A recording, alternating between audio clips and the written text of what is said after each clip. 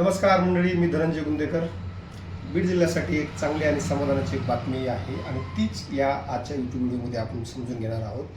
काल परवा झालेल्या सोमवार रोजी महाराष्ट्र शासनाने अहिल्यानगर बीड ते परळी या रेल्वे मार्गासाठी खूप महत्त्वाचा असा निर्णय घेतलेला आहे आणि या निर्णयामुळे या रेल्वे मार्गाच्या पूर्णत्वासाठी त्याला आता गती मिळणार आहे.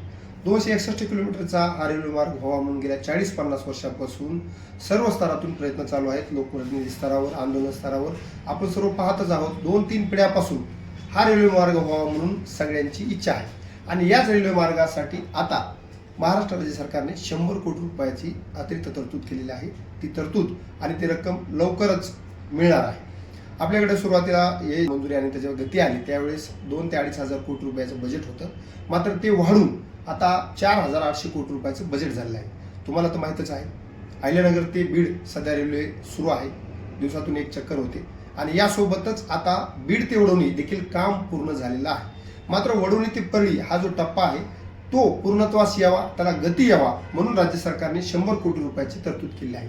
या माध्यमातून या कामाला गती येईल. पूर्ण जिल्हा वाट पाहतो या रेल्वे मार्गाची, त्याच्यामुळे कनेक्टिव्हिटी वाढेल. या जिल्ह्यामध्ये, मागासलेल्या जिल्ह्यामध्ये व्यवसायाला, उद्योगाला आणि रोजगाराला ही संधी मिळणार आहे. ही जी तरतूद केली आहे त्याबद्दल खरं तर जिल्हावासियांच्या वतीने महाराष्ट्र सरकारचे खूप खूप आभार.